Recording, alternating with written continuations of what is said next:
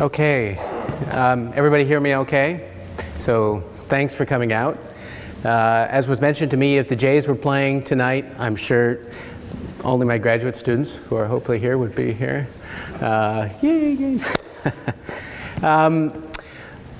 So I'm going to talk about a wide range of topics surrounding an interesting idea that's been proposed in an area called de-extinction, which is the idea that we can use modern technology, modern genomic science, to reinvent species that would once walked certainly right across this area along the Great Lakes.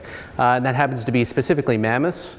I might extend that discussion a bit to other species that might be worthwhile bringing back, and tell you a bit about whether or not how close we are to actually something like that happening, whether we should be doing something like that. And then of course hopefully we'll have some times for questions afterwards. I want to thank everybody for inviting me too as part of the research group at Mac, and I've been a big supporter of these public lectures for anyone and everyone. I give talks at kindergartens all the way up to all levels because I think it's an important aspect of what we do is dissemination of that information at all levels to everybody, since we all pay taxes. So how did this begin? So I grew up in a relatively strange household with two academic parents fighting over who had the bigger grant. My father was a paleontologist and my mom was a bioengineer, and both argued about who had not only necessarily more money and more graduate students and more problems and more headaches and so on and so forth, but who was doing sort of more relevant science. And as you'll see, I found interest in both. I found the beauty of the stories that my dad would tell me. So he looked at insects in amber. And so he was actually, in the late 80s, he wrote a small piece in an article with Alan Wilson called Reviving Dinosaurs from the Blood of Mosquitoes That Had Sucked on Them.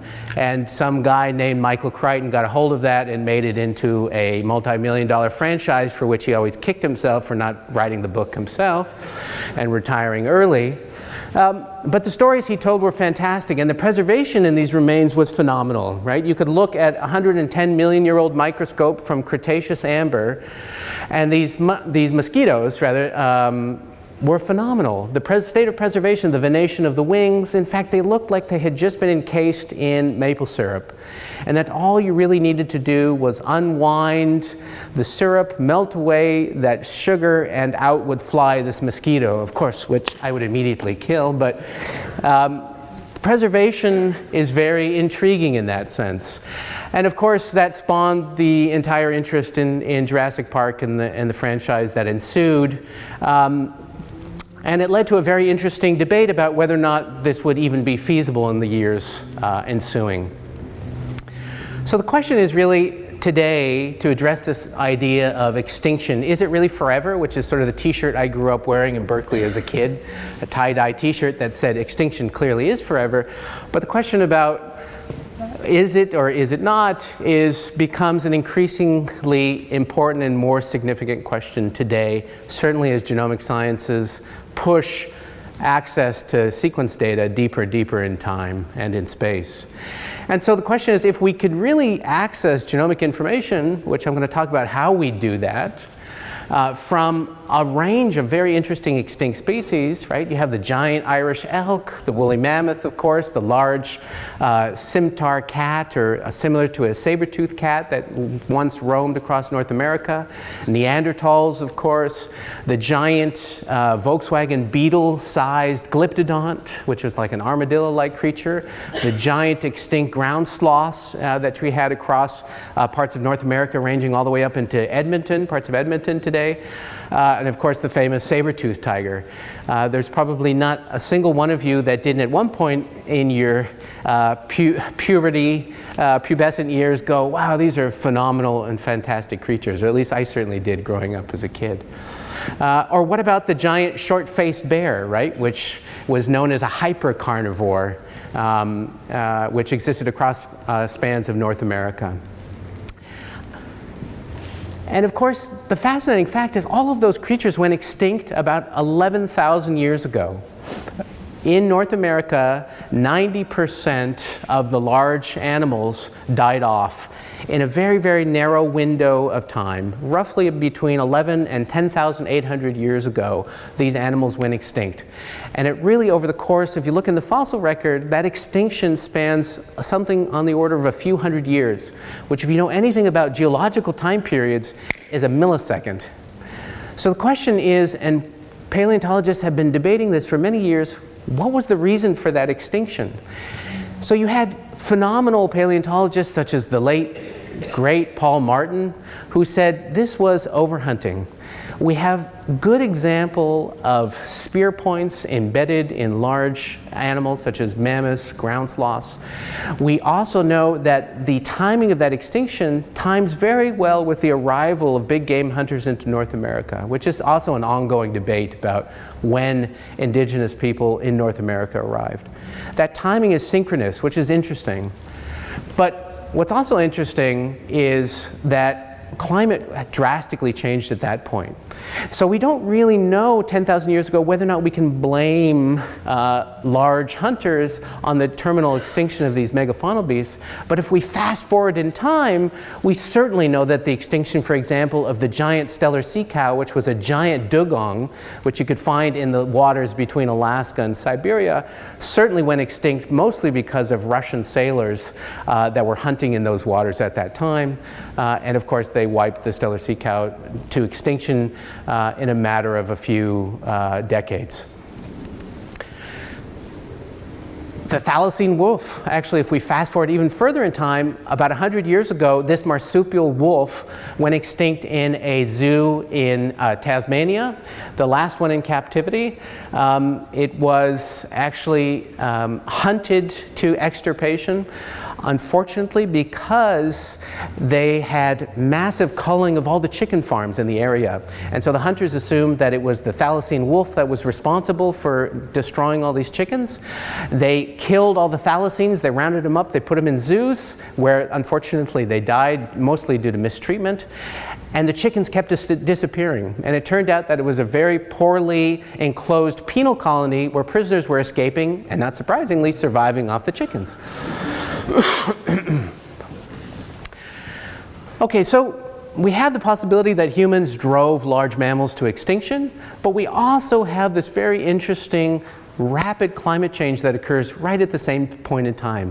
We enter an age called the Pleistocene. We exit the age of the Pleistocene at about 11,000 years ago, and we enter a very warming trend that leads ultimately to the Holocene, where we know humans expand and amazing things begin. Agriculture begins, and so on and so forth. So right at the same time of humans arriving in North America, we have a rapid climate change, and this is why deciphering as to why these giant animals went extinct becomes increasingly difficult. And the only reason I bring this up in the context of extinction is sometimes we wonder whether or not that extinction is our fault. And so people, when I give this lecture, ask whether or not there's a moral responsibility, in a sense, to think deeply about reviving species where we may have had a hand in their ultimate demise. But before I do that, I just want to give you a little contextual information on the evolutionary history of mammoths, because really, even though extinction or de-extinction is an interesting topic, we actually study a lot of these molecules that come from their teeth and from their frozen remains in the permafrost to place the evolutionary history of these animals into a better light. And so, if we think about mammoths, the ones, of course, that we know and love, we have to go back to their earliest ancestors, which, of course, are in Africa, sometime about 6 or 7 million years ago. And that expansion out of Africa was very similar to humans. So we know that the earliest migrations out of Africa actually coincide with a lot of those early migrations with humans. So about 1 million years, between 1 million and 1.5 million years ago, we have both elephants and humans leaving Africa for greener pastures, so to speak. We don't really know why, but we do find fossils then out of Africa strewn basically across the entire globe, from the far reaches of Western Europe all the way across into North America. And this was a huge mammoth known as Myriadenalis. And he lived for about 1 million years, 2.5 to 1.5 million years ago, across that entire span, mostly in the higher latitudes, but even all the way down into the southern parts of the United States, we find fossils of him. Myriadenalis has his heyday for about 1 million years, which is 900,000 years longer than we've been around about. So it's not a bad span of time. He dwindles off into sort of extinction in parts of Western Europe, and we have 2 new beasts that appear on the scene.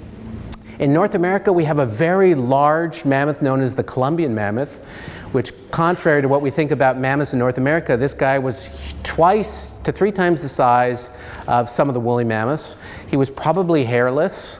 And was adapted to sort of more an open grassland savanna. So it was almost like a giant elephant with huge tusks that lived, mostly we find them in the continental United States, all the way down to Mexico, and in parts of the Canadian border today. And then on the Western Asian and East Asian side, we had a large mammoth known as Troglotherids. And they were really divided by open waters between Siberia and Alaska. And then about 500,000 years ago, the mammoth that most of us know and love, appears on the scene. He arrives, the earliest fossils are dated to an area known as Eastern Beringia. So basically it's the eastern side of Beringia, which is that part of Siberia where the pin is on that map. And he basically goes through a dramatic expansion. So there's a very cold climate that leads to these open tundra grasslands. He basically completely replaces the Troglotherids. He works his way eventually over into North America, and he comes into contact with his relative, the Columbian. And there they survive basically to 10,000 years ago, where all the continental animals go extinct, but they survive on the islands off of Alaska and Siberia. Up to about 2,000 years ago, we have mammoths.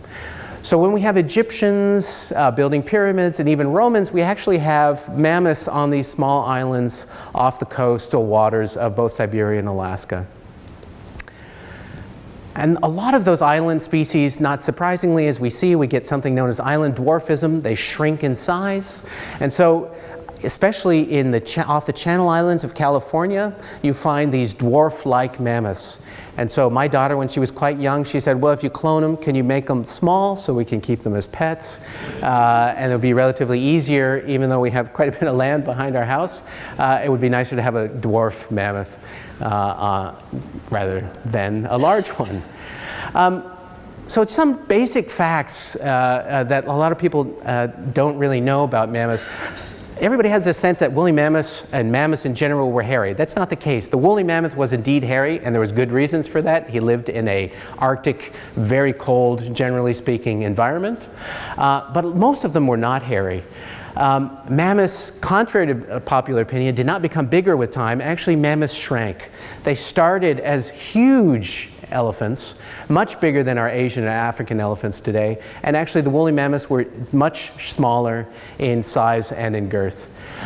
They didn't live in what we call a glacial desert. These guys would require several tons of food a day to keep warm and keep their metabolism going.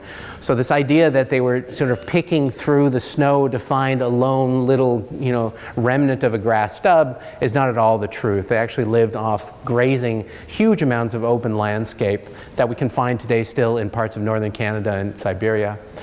The woolly mammoths actually were similar to or slightly smaller than Asian elephants today.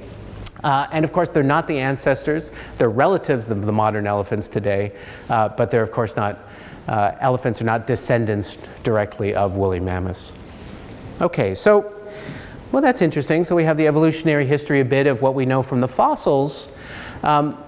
But how can we use genetic information? How can we get DNA from these ancient remains and make sense of it in terms of evolution, or even start discussing issues such as de-extinction? So this is a model that I spent a lot of time working on when I was a postdoc, trying to model the degradation of DNA based on the weakness of the molecule.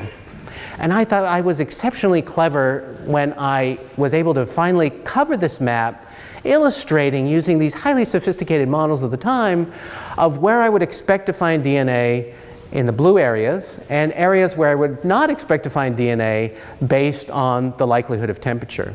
And I showed this to my daughter, who was, I think, 4 at the time, and 5, and she said, duh, you would sort of expect to find good preservation up in the north, maybe along the Andes and in the Alps, and if I went to temperate or warm and wet, I wouldn't find DNA because the preservation wouldn't be as good. And more or less she was right. It didn't destroy my graduate career, but that's basically, in a nutshell, that's true.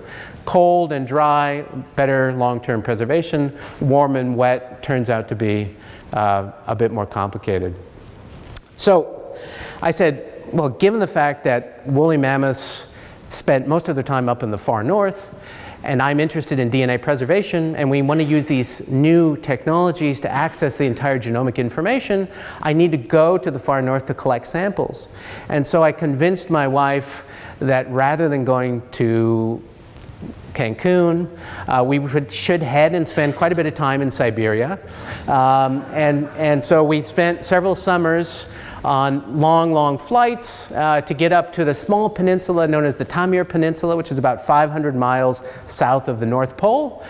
And there's no Starbucks, there's no Tim Hortons, but it's a phenomenal, well, yeah, so she didn't like the flight. I understand why there was some apprehension in some of the airplanes we took. The Russian military helicopters I found absolutely stunning. This was, as far as I could tell, the on-off switch. But if one can sort of picture back to what one envisioned as a kid of what herds of mammoths must have looked like walking across open tundra, this is probably the type of landscape that most of these mammoths lived in. And we know from sort of minimal estimates that we're talking about hundreds of thousands of mammoths roamed across these lands 10,000 years ago. It's not that long ago. That landscape is still there today. And what you look for are basically recessed areas of the permafrost. So here what you have is actually an inundation of the sediment where the sediment has fallen away. And that basically, that entire land that you're looking at is frozen permafrost, so it's perennially at a temperature of about minus 14 degrees. And so what we spend a lot of time is looking along the banks for protruding tusks. Sometimes the best way to find them is to rappel off the sides, go along what are called these ice loesses. So these are large sections of ice that are actually slowly moving because of the rapidly warming climate. So this is in the one case where global climate change and the warming Arctic is actually beneficial to somebody like me, because the ice is actually contracting, and because of that it's shifting the landscape, and so tusks and parts of the remains come out. So we gather those, we put them in the helicopters, we bring them back to ice caves. And here we have a French, I would say independently wealthy French venture capitalist who decided he wanted to spend all of his money collecting mammoth samples for some reason up in Siberia. So he bought a cave in Siberia, in a small town in Khatanga, which is on the Taimyr Peninsula, that was actually burrowed out by a mole drill. So you can actually see the concentric circles that were used by the mole drill. This cave has a very fascinating history, because it turns out that nuclear warheads were stored in here by the Russians when they were going to potentially use them on the United States. So the back of that cave is actually still exceptionally warm from some of the fallout. But the cave sits at about minus 20 degrees, and so the preservation in these remains is absolutely stunning. So these remains include things such as actual feet. There you have a rib that actually during the cutting ejected blood as the drill got warm. You have complete cross sections of tibia which actually still have fat. You have beautiful pelts still, so a lot of the mammoths actually turn out to be blonde. And you can actually pull out entire heads of a mammoth. So in this case, this was an intact mammoth in a small section of a glacial lake. This had still the brain, the eyes, everything still preserved within the actual woolly mammoth. So the preservation in these samples is actually stunning at a morphological level. So although they look good, what does that mean about DNA preservation? Well, after sort of 25 years of working in this field, it's sort of embarrassing to say that we know relatively little about how DNA survives and degrades. What we do know is that it's completely contingent on many different factors. When did the organism die? What time of year did he die? How quickly was he buried? Was that burial in a very closed, in a very dry situation? Was it a very cold situation? What was the bacterial constituent within that? And I'll just back up here for a sec, because for some reason it skipped ahead. What is the bacterial component of that sediment? What is the fungal component of that sediment? What's the water component? So all these factors play a role in whether or not DNA will survive for a long period of time, or whether or not it'll actually degrade in a very rapid succession. And what turns out to be the most important factor is a relatively simple freeze thaw. If you can keep your DNA in a constant state of preservation, then your DNA will survive for a long time. However, if you are constantly freeze-thawing that DNA, then the DNA will slowly degrade, which is one of the big problems in temperate environments, such as here, outside of Toronto, or Hamilton, or right next to the formal glacial lakes, that freeze-thaw and temperature actually becomes hugely problematic. And so a long intact DNA molecule such as this will eventually break up into small pieces. And so what we're tasked with is, can we take these small samples, return them to the lab, and then remove either the marrow from the inside or the pulp from within a tooth, and extract their DNA. And so we do that in a lab that we've built here. It's actually one of only a handful of labs found across North America and across the world, actually. It's a clean room facility here at Mac. And there we take tooth remains. So here are 3 different teeth from 3 different types of mammoths. We extract their DNA. And why teeth? Well, so teeth are interesting for the simple reason that the enamel is actually a phenomenal source of time capsule, right? So you have the blood and the cellular constituents in the pulp or the dentin, and that itself is protected by an enamel casing. So it acts almost as a lock or a safe for the long-term storage of DNA. The big problem, though, is despite these teeth being sort of capsules, time capsules for genetic information, that for every molecule of woolly mammoth that I pull out a whole stream of molecules that aren't mammoth. So I pull out the bacteria that was endogenous within mammoth. So we all know that we're bacteria as much as we are actually human cells.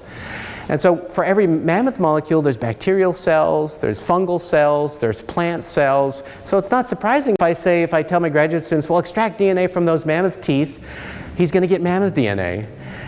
But he's also going to get commensal bacterials that the mammoth lived with during the course of his lifetime. And unfortunately, the bulk of what he's going to get, or she's going to get, is environmental contaminants. And so the question becomes now, how do we use technology to sort of piece out all those little bits of information that are mammoth and sort of put to aside all the bacterial constituents that, certainly for mammoth genetics, are not really significant. So when I started graduate school, we used an instrumentation that I won't even put up here because it's so behind the times. But the human genome was sequenced on a machine that looks like this. So for 20 years and about $1 billion, they sequenced one human genome, mostly Craig Venter's doing, and a little bit the NIH, on this instrument called an ABI. That was 10 to the 2 fragments per run, and that was considered state-of-the-art at the time. But that was a lot of money to generate one genome. In 2005, that was replaced by an instrument known as the 454, and that produced about 10 to the 5 fragments per run. Our lab was actually the first lab in Canada to have such an instrument, and it's actually the first machine that sequenced an extinct partial genome on it. And it was great. It revolutionized what we could do because it could generate so much data in such a short amount of time. But it was quickly surpassed by the machine that we're still currently using called an Illumina HiSeq. And that generates about 10 to the 9 to 10 to the 12 molecules per run in about a 2-day run. So I tell my graduate students, I tell my undergraduate students now that they can sequence their genome on this machine probably for a few $1,000s, right? And that means in a short amount of time. This is why we always talk, most of us talk about genomic medicine, the ability to go into your doctor and have your genome sequenced. It's a whole other question about the ethics of whether you want to have your genome sequenced and read, and who holds that information, and something that we could talk about independently, of course, of de-extinction. But that instrument changed what we could do.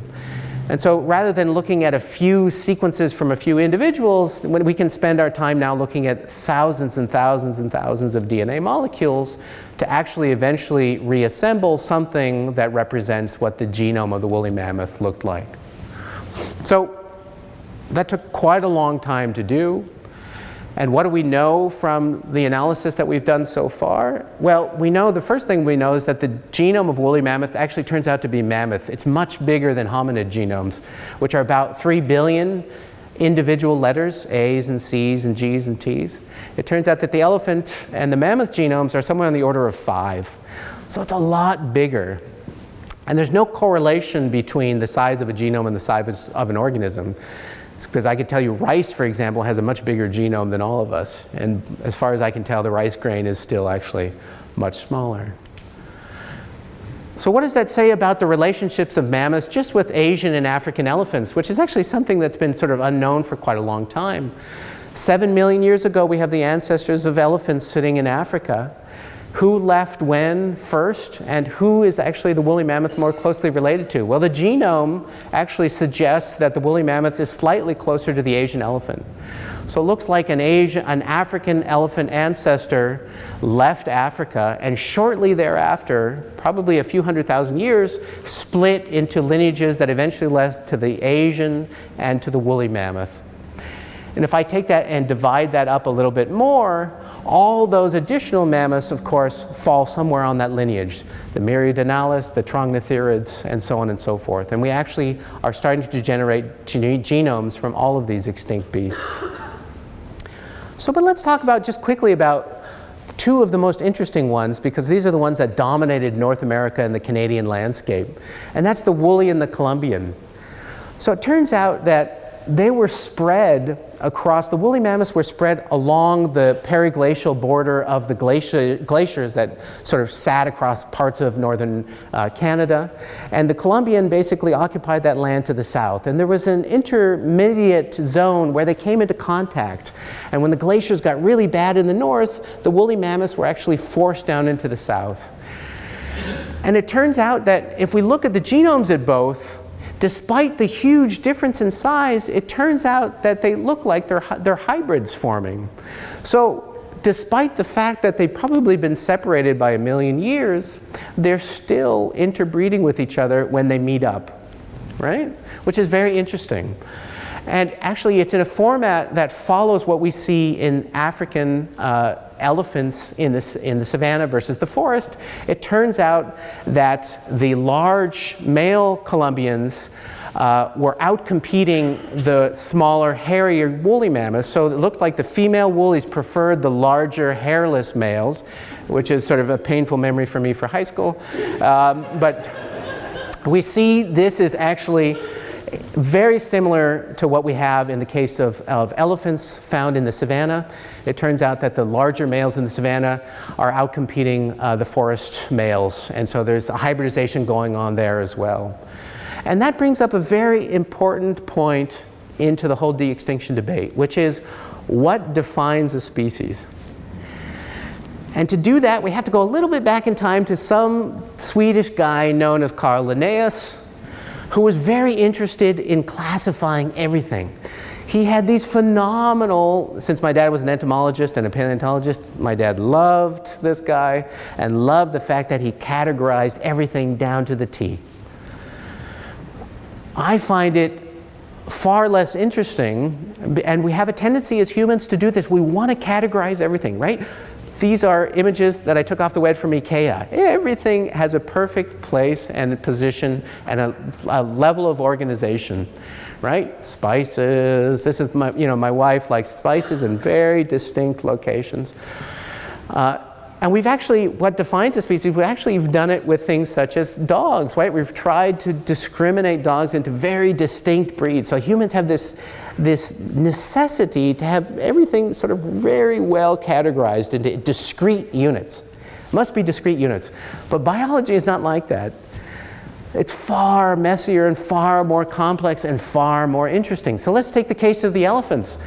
These are distinct species, Asian, African elephants. They've been separated for 6 million years. Well, it turns out that a couple of zookeepers in Chester, England, I don't know, they had a couple too many pints.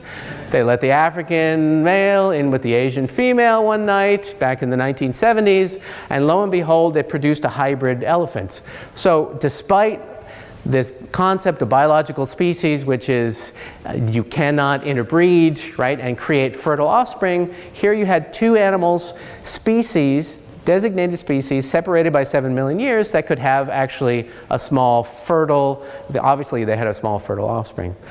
So it brings up a very interesting question about what defines species, and I think that's important in the de-extinction debate for something that I'll bring up in a second.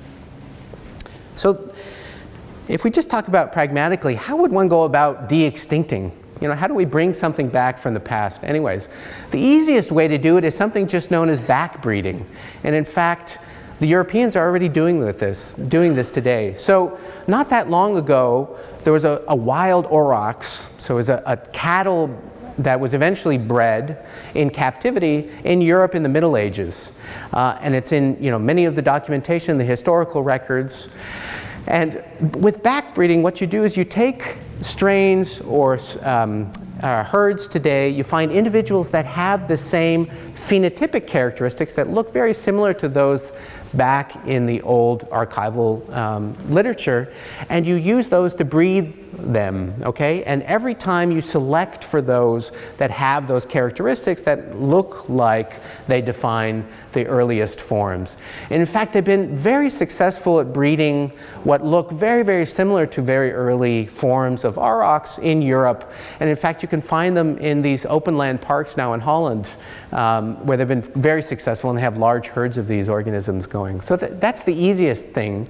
But of course, that's predicated on having something that's still living today that you can actually breed. What about the quagga, for example? So this was a very interesting zebra-like horse related to the mountain zebra. The last one was died in captivity in a zoo in Amsterdam. And they have basically generated a project in South Africa doing the same thing. So they have found herds of zebras that have very similar patterning characteristic of the quagga, and they're using the exact same method to backbreed that species into existence. So whether or not these represent the real thing is this whole issue of how we define species. What's a species to you and me? If it looks like a mammoth and it feels like a mammoth, we don't really know what a mammoth smelled like, but if we assume what a mammoth smelled like, is it a mammoth? Or does it have to be a genetically distinct species which we define in some measurable unit? So how do we do it with a woolly mammoth? Okay, one way would be to clone it. And by cloning it mean you would go to Siberia, you would find an intact cell somewhere buried in the ice. And I know some of you are probably thinking right now, this guy is crazy. A lot of people have spent a lot of time, a lot of Japanese, Korean, and Russian scientists looking for intact cells. Not only looking for intact cells, but looking for intact sperm within the frozen testes of male mammoths. So I would say once a year I get a call from a BBC journalist asking about the feasibility of this. And I say, given what little we know about DNA preservation, it's highly unlikely that you're going to find an intact sperm buried within, let alone intact testes, buried in the permafrost. But the idea would be that you would take an intact cell, you would remove the nucleus, an enucleated cell from an Asian elephant, you would put that nucleus from the mammoth cell in, you would chemically stimulate the cell to divide, and eventually then you would have an egg that you could put back into an Asian elephant and would carry the mammoth to term. We've cloned successfully, right? Dolly, I don't know, success is a matter of opinion. Cows, right? Horses, pigs. We've cloned many different animals.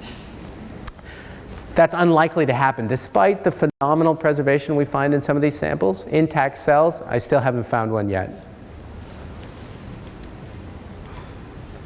Okay, so the real way to do it is going to be something involving what we call synthetic biology. And so for this, we first need the genome of a woolly mammoth. Well, I can say to you today that actually after years of messing around with sort of low sequencing capability to now high sequencing capability, we actually have a genome of a woolly mammoth. That's something we actually do have. And it was, you know, there's been a lot of media around what that actually means in terms of the whole de-extinction debate. And it actually says something very interesting about the evolutionary history of mammoths, which a lot of people weren't interested in at the time. I thought the paper was quite interesting because it talked a lot about how we can use that genome information from multiple mammoths to estimate how populations fluxed over the time periods, right? So in this case, what you're looking at is something called coalescent theory, when we can actually estimate the size of populations and we can correlate those in actual time scales. So when the blue and the red lines are high, that means the population was actually doing very well. There were a lot of mammoths running around. And then we know that climate probably changed. This is way before humans ever came along. And mammoths actually bottomed out. And here's the amazing thing. Those mammoths almost went extinct probably about 200,000 years ago, but they came back, which is an amazing thing about biology is most species have a dramatic resilience, an ability to bounce back after dramatic conditions. So they make these woolly mammoths, along with all these other large animals I told you about, make it to 11,000 years ago, humans arrive, and they disappear. So despite an immense evolutionary history over several millions of years, making it through horrible climatic shifts, they actually make it all the way to 10,800 years ago, and then they go extinct. Why is that? We don't really know. Okay, so what would synthetic biology do with that genome? Well, it would take the genome of the woolly mammoth, and it would say in each of the positions that are different to an Asian elephant, I'm actually going to modify my genome. And so basically what you can do is you have two things, two possibilities. One, if we had synthesizers, we'd say, well, take the whole genome and just synthesize it. Make it. That's one way, but we don't have instruments to actually build that yet. Maybe in a couple years' time. The other way to do it is to actually use something called CRISPR-Cas, which is a recombinational technology where you can take a mammoth change and insert it into a set of chromosomes that are from an Asian elephant. But here's the problem. Asian elephants had something on the order of 58 chromosomes. How many did a woolly mammoth have? We don't really know, right? We think that probably that number didn't matter because we do have the Asian, the African elephant interbreeding, and since the mammoth falls in between those two species, it probably would be okay with either amount. Okay, but these are guesses still, right? So you would use that technology, this is a CRISPR-Cas technology, and you would modify each of the Asian elephant's chromosomes to be mammoth-like. And then you would take those chromosomes now that are Asian elephant chromosomes that contain the mammoth changes, and you would place that into an enucleated egg, and you would go back to this whole idea of cloning. You would put that egg back into an Asian elephant by replacing the Asian nucleus with a mammoth nucleus, and that would eventually lead you then to basically a very similar impregnation of an Asian elephant with a modified enucleated egg, and eventually, so in the fashion that we do it today, and eventually that would give you a woolly mammoth. So I've taken, the only thing that I can say that we've done is we've sequenced the genome. And even that, the level of completion is questionable, right? The subsequent steps that I talked about are years and years in the coming. The problem is that here's the problem, is when I was interviewed when Jurassic Park came out in the 90s, I told Katie Couric and Matt Lauer that we would never be able to sequence the genome of an extinct animal. And the guy sitting right next to me happened to be Steven Spielberg and said to Katie Couric, this is the science of eventuality. So I was shown up by Steven Spielberg, who obviously predicted that at some point technology would catch up and we'd be able to sequence genomes of extinct animals. So what's something a little bit more likely to happen? Maybe the passenger pigeon. We have the genome of the passenger pigeon. This is something that Beth Shapiro's group is working on heavily at UC Santa Cruz. And we have various existing species that are very closely related. So it's a type of dove, not surprisingly. And there are actually relatively few changes from the passenger pigeon to a certain species of dove. So this is something that group is actively working on, and you might actually see a passenger pigeon probably sooner than we might actually imagine. But of course, cloning in birds, where you have an external fertilization and you can work with an egg, is very different than in mammals, of course. So what about the size issue? So a dodo, for example, is a very interesting bird that went extinct on the island of Mauritius. The dodo actually turns out to be a large pigeon. Unfortunate for it, it's a large pigeon. And unfortunate for it, it turned out probably to taste like chicken, why it went extinct a few hundred years ago. So the interesting thing is a woolly mammoth is slightly smaller than an Asian elephant. So maybe an Asian elephant could carry a woolly mammoth to term.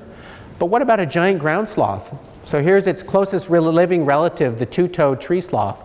There's no way a two-toed tree sloth could carry a giant megatherium to term, right? So we have simple constraints of size.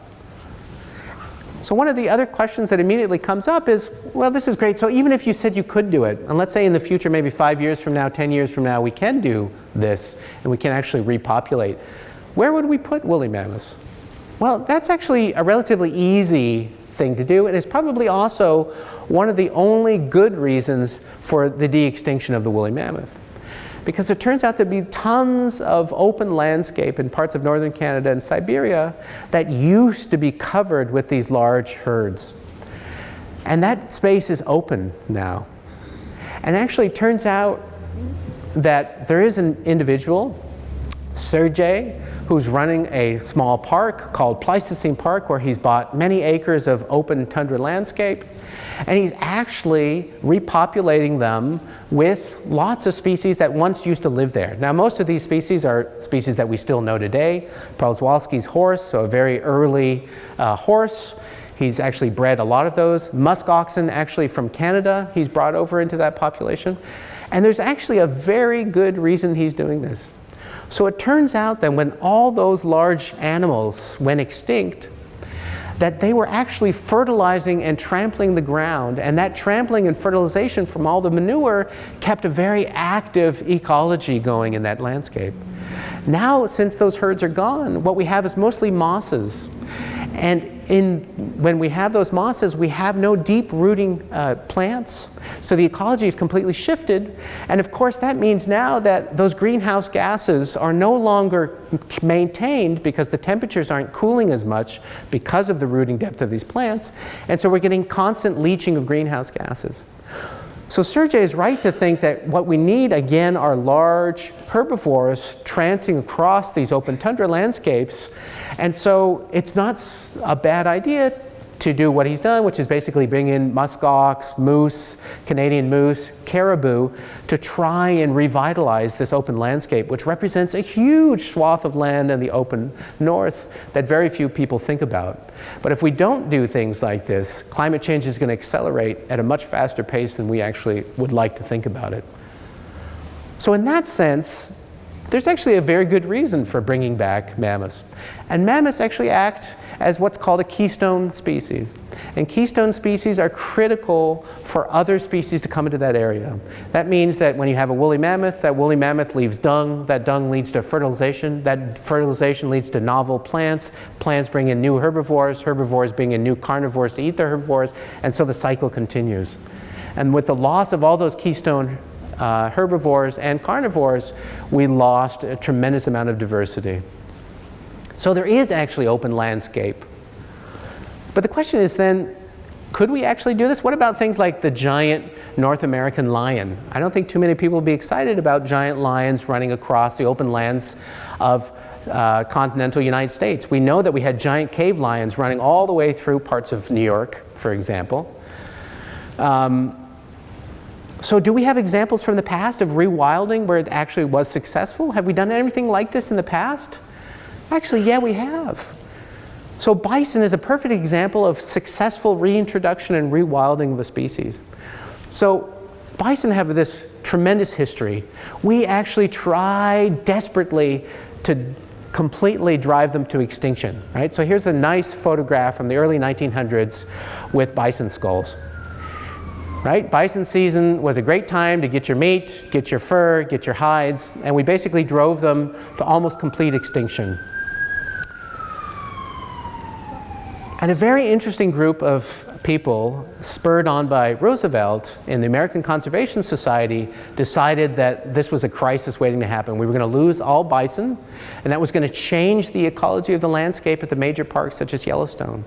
So they engaged in an active backbreeding program, raised bison in zoos outside the Smithsonian, put these live buffalo onto trains, put them onto wheel wagons, and carried them across the country to South Dakota, where they actually reintroduced them to parts of the land, the famous parks that we know today. So most of the bison that we see, for example, in Yellowstone National Park and a lot of those national parks actually are descendants of those few reintroductions during the early 1900s that were done by this conservation group in the 1950s. And what's happened? Well, with those reintroductions, animals that we know from the fossil record actually returning, right? So certain owl species, certain prairie dogs are all coming back because of that, including the black ferret, which was once thought to be extinct, is actually returning to these lands because of the reintroduction of species that once used to be there. Now, this is a fascinating story. I will see if I can just, oh no, actually I think I shut it down. So I don't know if anyone saw this fantastic video that was posted on Wired magazine the other day. It's this great story about 1956 Idaho with the parachuting beavers. Did anybody see that? Yeah, so basically the extinction of beavers in Idaho, these park rangers in 1956 decided we're going to actually capture and breed in captivity beavers, and then we're going to parachute them into Idaho from these small planes. I thought this was a joke. My wife thought it was a joke when I told her about it. But there's this great video that I wanted to show you, but I can't hook up to the internet and show you. But just Google it when you get home, parachuting beavers. I think the world would be a better place if more countries parachuted beavers. I'm just going to go on the record. We got me on the record saying that. And it's actually a fantastic example of a positive reintroduction. Okay, what about all the wolves in Yellowstone? Well, the wolves turned out to be mostly hybrids between dogs, coyotes, and wolves. Most of the wolves were extinct in Yellowstone. And so this comes back to this idea of species. When you tell people, like rangers at the park, that actually a lot of these wolves are actually hybrids with dogs and coyotes, they're sort of visibly, oh, really? Seriously? So again, this issue of what defines a wolf to you? Well, a wolf is a wolf and a dog is a dog, but never the twain should meet. And like I said before, biology is much messier than that. Horses, all the horses that we see in the wild in North America, those are just reintroductions from Spain, right? Because all indigenous North American horses went extinct 11,000 years ago. All those horses that we see, people riding bareback in the film, those are all Spanish reintroductions, right? Okay, then there's sort of a relatively ugly side when we think about, well, what happens if we actually recreate something that was extinct? Who owns the rights to that? Can we actually patent the genome of an extinct animal? Well, yeah, it turns out that there's no legislation. Currently, I could patent the genome of the woolly mammoth. Would that be a good thing? I could probably make a lot of money off of it. But what would happen in that case, right? If we start patenting that, what about patenting genomes of other extinct organisms? What about Neanderthals? Right? The genome of Neanderthals is sequenced. And to much of some people's horror, it turns out that most people have actually indication that they interbred, their ancestors interbred with Neanderthals sometime in the past. So we're not as distinct again as people would like to think. In fact, this was done by, most of this work was done by my former professor, Svante Pääbo. Here's the Neanderthal supposedly dressed up in a business suit. Looks, yeah, why not, right? I could believe that this was somebody. In fact, he sent me one of my favorite slides that he likes to show. When he published this genome, he got immediate responses by mail and by email of men who basically said, I'm a Neanderthal, thank God that you showed that there was actually interbreeding, because I really feel some cases like I'm as you can see, the proportion of women that responded to being of Neanderthal origin was much smaller, but more interesting is the stat of women who wrote in and said, I'm clearly married to a Neanderthal. Unfortunately, or fortunately, there were no men that did the same thing and responded in that similar way. So even though this is a laughing matter, people have approached Svante about the idea of patenting it. And Svante thought very deeply about, well, should I patent it to control it? Because the last thing I want to think of is somebody actually trying to clone a Neanderthal. And there are researchers who, you may have seen in the news not that long ago, making ridiculous statements about all we're looking for is an adventurous female. Fortunately, I didn't say that, so, which you can imagine the implications for, would it be interesting? Would we want to know a Neanderthal, so to speak? And how do we control that information? Who controls that information? If we can patent it, isn't somebody going to do it? And if someone controls the patent, they control the money. And so that brings up this whole issue of the ethics of de-extinction. A program to restore extinct species poses a risk of selling the public also on this false promise that technology is going to save us, right? That who cares, right? One of the biggest arguments against de-extinction is we don't care about the climate, we don't care about the environments, because ultimately science will bring them back, right? So does technology, does genomic sciences become the scapegoat for modern conservation efforts? And so here are some of the things to consider. One of the things right off the top of the bat is animal welfare. To do something like this would involve lots of experiments that are probably unduly cruel to animals. And maybe that's reason alone not to ever consider it. De-extinct species, would they have a negative impact on the extant ones? Would they be vectors for new diseases or diseases we hadn't even considered? Will we harm our environment? So maybe in the case of the woolly mammoth, it might be a good thing. Maybe in the case of a different species, it may not be a good thing. What about political pushback? Oh, you're using money for frivolous dollars. Why can't we use this for research that involves cancer or stem cells? Should we be doing this? Do we have a moral obligation to do it if we feel that we were somehow responsible for the extirpation of these large mammals 10,000 years ago? Is it good to do something just sort of for a cool factor because you can? Is that the right reason? Is this pushing for novel technologies that we have no idea will expand our horizons in different ways? Right? Would keystone species, the reintroduction of keystone species such as wolves in Yellowstone and so on and so forth, would there be a political pushback for sort of clean environments? And of course justice, like I said, this moral obligation. Animals that were hunted to extinction, passenger pigeon, we know, we shot all of them basically out of the sky, the Tasmanian wolf. Do we have a moral obligation to bring them back? De-extinction minimizes current conservation efforts. That's what a lot of people think.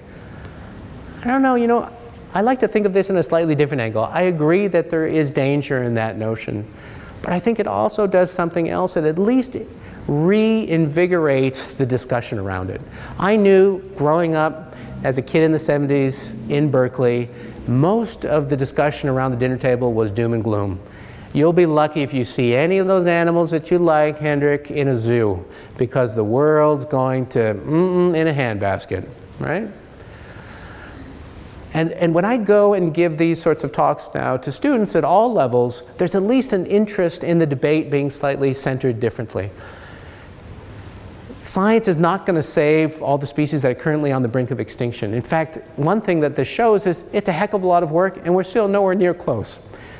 So save what you have now. And so if this is a different angle to approach it and still invigorate youth to be involved in conservation efforts, maybe it's a good thing. Right? I mean, certainly we know we need it. Here's the river dolphin, which is on the brink of extinction. It's not hard to see why. So maybe this discussion reinvigorates our necessity for preserving environments so that if we can maintain those species, we can at least reintroduce them. Because even if we could bring the river dolphin back when it goes extinct, which will be soon, if it isn't already, you can't reintroduce it into this river. Maybe it has something to do with humans' sense or necessity for immortality. And like Woody Allen says, I don't want to achieve immortality through my work, I want to achieve it through not dying.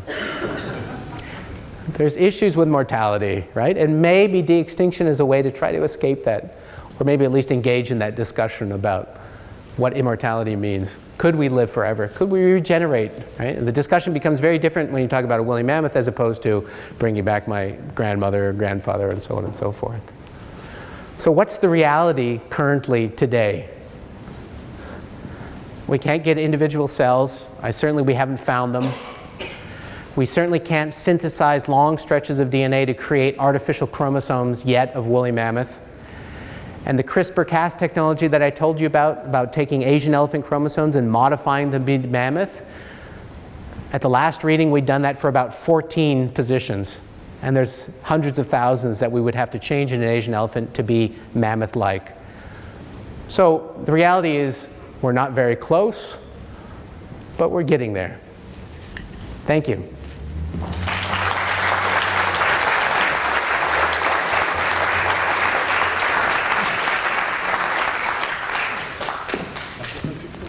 Yeah, sure. Yeah, questions. Yeah. For a few questions, so I'm sure there's lots to think about there and lots to reflect on. So we'll take a few questions. Sure. I think we worry about people making a lot of money if this becomes possible. I don't know whether you're aware of that. Those trees, those pine trees in Australia, were down in that cavern. You couldn't get to them basically other than with a helicopter or by rappelling down the sides of the canyon itself. Now what they did with them is they actually cloned them and put them in nurseries for sale so that there wasn't any point in going in and depopulating that area. So are you saying, so the question of, so are you using it as an example of saving the species, or are you using it as an example of fear of making money off? Well, I say that's a good way of stopping this kind of thing from happening. Sure, that's one way to do it. So, I mean, something that I didn't mention that has been very successful has been the reintroduction of the American chestnut through these types of technologies. So the American chestnut was a very populous tree across parts of northeastern United States and Canada. And it's basically driven almost completely to extinction. And so they've used synthetic biology to actually repopulate those, clone those, and they're actually replanting them across parts of North America. And that's changed the forest ecology back to what it was. So I think it's an important point. Thank you. Yep. How confident are you that you'll see a woolly mammoth in your lifetime?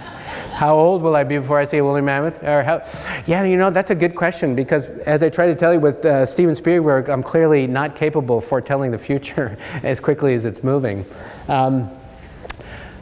I think before I die, I will see something that looks and feels like a woolly mammoth. Again, it begs the question of what you define a woolly mammoth as. I just hope it happens in an ethical way and outside the reaches of deep pockets, because the last thing I would ever want to see is this used to sort of populate a zoo somewhere. That would defeat the entire purpose. So how old are you? So how old am I? Well, using this new DNA age reverse that I'm using. I'm actually 752, but. I was going to say, how do you feel about zoos since you brought it up? Ooh, yeah, zoos are a difficult, I mean, that's a whole other topic. So there's zoos and zoos, right? As you have zoos such as this San Diego Zoo, which has a very different approach to maintaining and keeping animals. And it's not just animals, you know, most people go to the San Diego Zoo and go, look at all the animals, but it turns out that the bulk of the diversity is actually the plants and the trees there. And no one understands that because very few people like looking at the trees, they'd rather look at the lions. Zoos such as the San Diego zoos, I think, are phenomenal. I think they're critical. So the San Diego Zoo has something called the frozen zoo, where they're actually trying to maintain eggs, sperm, cloned cell lines of animals that are currently endangered. So I see that sort of as, I don't want to bring in a religious term here, but a type of Noah's Ark for the long-term maintenance of certain species that currently are on their way out, which is a sad reality. So I can't say I'm a huge fan of them. On the other hand, I worry about the diversity of animal species today and how we will ever maintain them. And do zoos basically do what I sort of hinted at? Are they sort of an excuse for not worrying about conservation? Well, you can go see it in a zoo. Obviously, it's very different. So I have mixed feelings about zoos, very, very much so. Yep. If woolly mammoths are baby, what might actually work? Yeah. Passenger pigeons or something like that? Yeah, so I think the first de-extincted species, so actually let me rephrase that. We've actually done it. And I'm going to ask you what it was. So we've brought something back from the dead. It wasn't extinct, so to speak, but it was completely gone. I know it only lived for about 8 minutes or something. So you're actually thinking of, yeah, that's a very interesting type of yeah, it was a bucara, right, in Spain. But no, there was something else that we brought back. There was a good reason for bringing it back, I think. You guys might disagree once you find out what it is. That was actually brought to term. I remember reading an article. A woolly mammoth? Yeah. Oh, so you've been in my backyard, have you? No, so it wasn't woolly mammoth. Sorry? No, I thought Nope. I read it somewhere. No. It's not an animal. It's not a plant. It wasn't a bird. Spanish flu.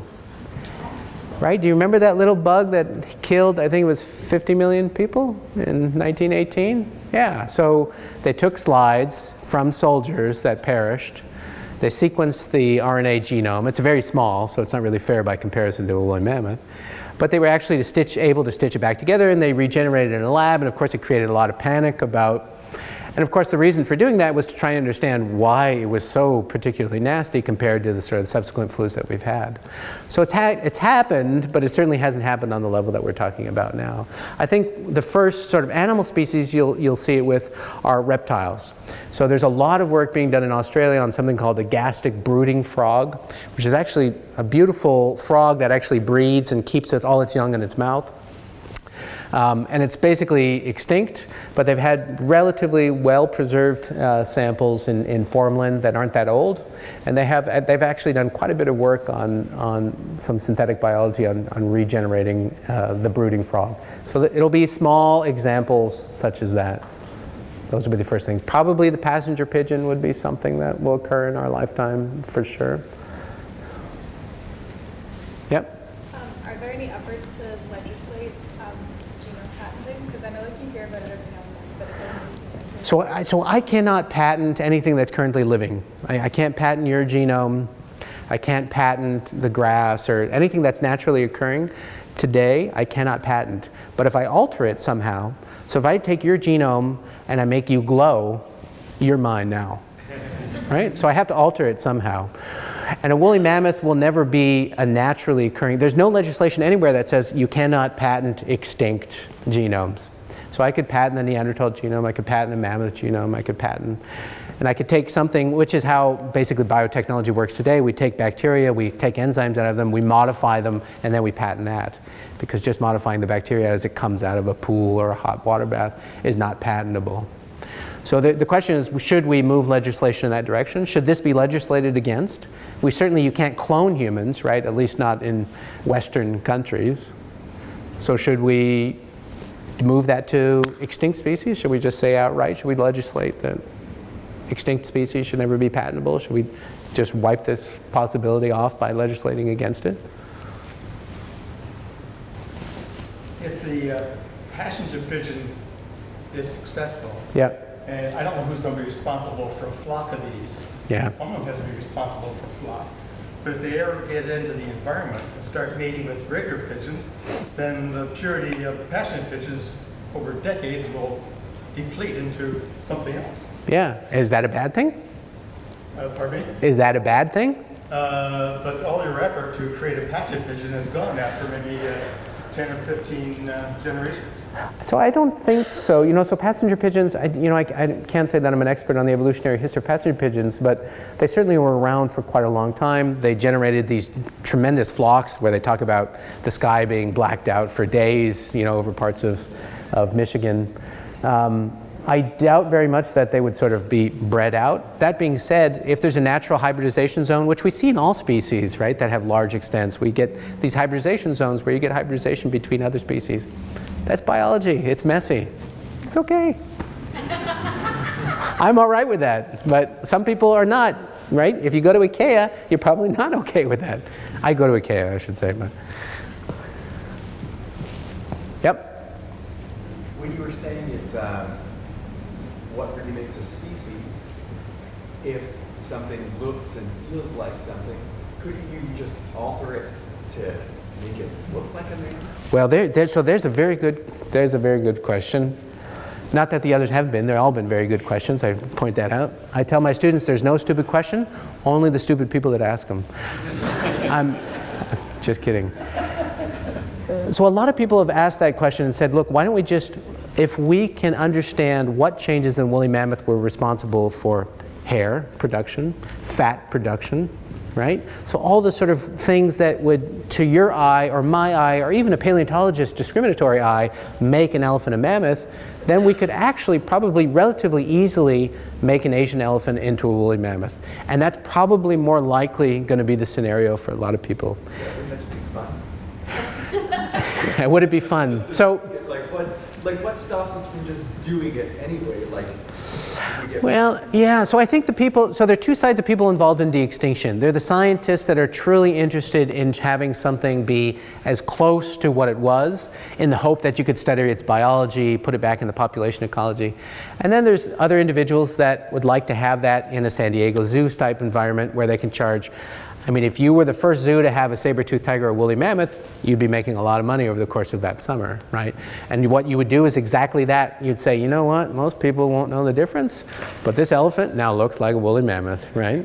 So in Yellowstone, when you had the bison or the wolves, yeah, being bred by the 3 different animals, how close is that to being a wolf? Well, yeah, well, this is my point, is that wolves, and certainly in canids, there's a lot of interbreeding going on. So there's certainly genetic and genomic techniques that we can use to say this sort of defines itself genetically as a wolf, but even that is not very well characterized. We don't really know what to say. So is 2% divergent still a wolf? Is 6% divergent? Is 10% divergent?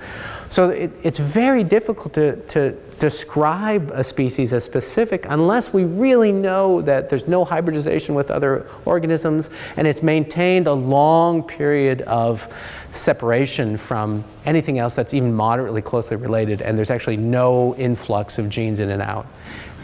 But wouldn't we all have been breeded at some point, mixed all over the place anyway? So wouldn't it just be like life's a cookbook? Then you just go add this, add that, add this, add this. So well, to some degrees, that's how evolution works, right? For the longest times, it was humans and Neanderthals were always those dumb brutes. It changed when all of a sudden it turned out that humans living outside of Africa interbred with Neanderthals. Oh, well, so if you had European descent, you have Neanderthal in you. And all of a sudden, well, they're not that bad, I get along with them fine, right? So all of a sudden this idea of how we define ourselves and then how we define ancestors or relatives or so on and so forth changes depending upon the perspective that we're given from this. And we find over and over again that it's way messier in reality than what we like to think. And I think this is an issue that I think that humans just have in general. And we see it with racism all the time, right? We know, genetically speaking, that all of us are basically Africans in exile, right? We all have a root that sits in Africa about 150,000 years ago, but we like to discriminate based on small changes that have resulted in small phenotypic changes which had happened in a geological millisecond, and those are just the result of adaptation to local environments. Would they say that the story of Adam and Eve might be true? Might be the what? When they're saying, they did like that thing called Wiki Tree and stuff, where everybody throws in their information and they're seeing, how related we are. They said, it looks like we come from 4 families. Yeah, so that's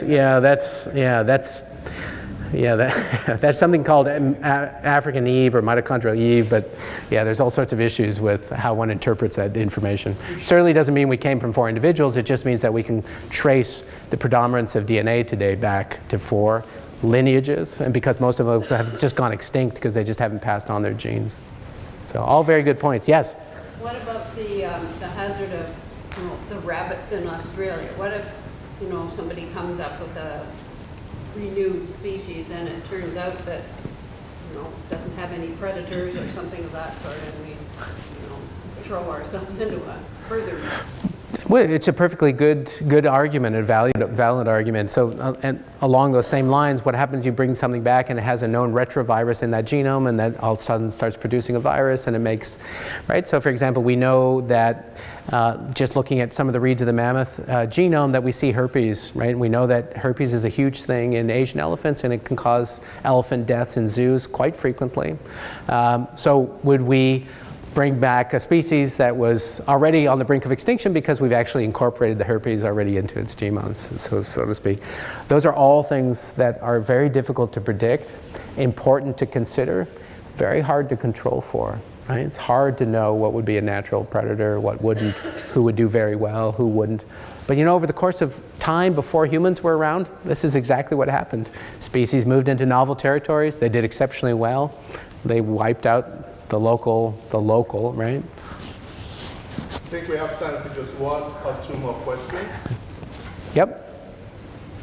So thinking about your renovating of the Siberian tundra, would it be possible to recreate a sort of woolly mammoth by taking Asian elephants and very slowly moving them north?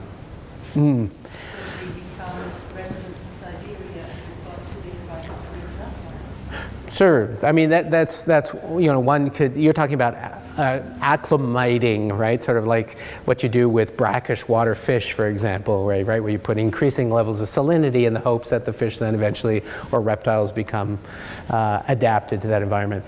So if you wanted that to happen, it would be hundreds of thousands of years in the hopes that it would move. So it would move at an evolutionary time scale much, much slower and be hard to control. It would be an experiment that would be almost impossible to control.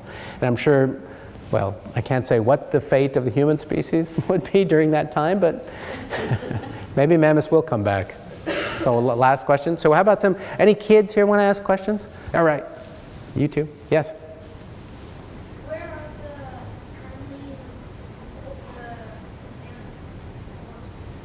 Where are all the mammoth corpses? So most of them are up north. The best place to find them is actually Siberia. So they sort of stick right out of the ground, and you can sort of see sometimes their fur. You can usually see tusks sticking out of the permafrost. And so we spend a lot of time sort of digging them out, chainsawing them out, or using high pressure water hoses to actually blast them out of the permafrost. And then they sort of roll down the side of the embankments.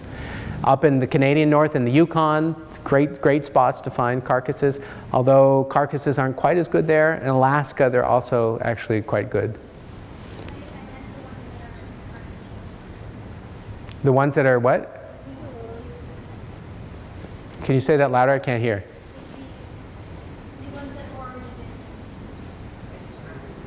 where is Oh, where the story? Oh, so we have. I wouldn't say we have carcasses in our lab, but we have lots of bones and teeth. The carcasses that I showed some of the pictures of, those are at museums mostly in Siberia. There's one in France, one in Japan. Some of them are actually on tour in special freezer boxes moving around the globe slowly. In fact, there will be actually a very good mammoth and mastodon exhibit at the Ontario Science Centre in February and March and April. And that's run by the Field Museum, and they're shipping it all up here to Ontario. And a lot of my good buddies are going to come give talks there. It'll be a great hands-on experience. Some of my grad students, whether they know it or not, are going to be there helping out. So if you want a chance to interact with actual specimens and so on and so forth, that's a great place to come and see. Did you? Yeah. Why can't we repopulate the Georges Bank with cod? Why is it so hard to repopulate? So why can't we repopulate the Georgian Bay with cod? Georges Bank. Oh, George's Bank. Okay, I was It's cod. yeah. Yeah, the cod are unfortunately gone. Yeah, that is a good. Very practical value. Yeah, absolutely. It has huge economic value, commercial value. That is $1 million question, which I wouldn't be smart enough to have the answer to. Last little question? No?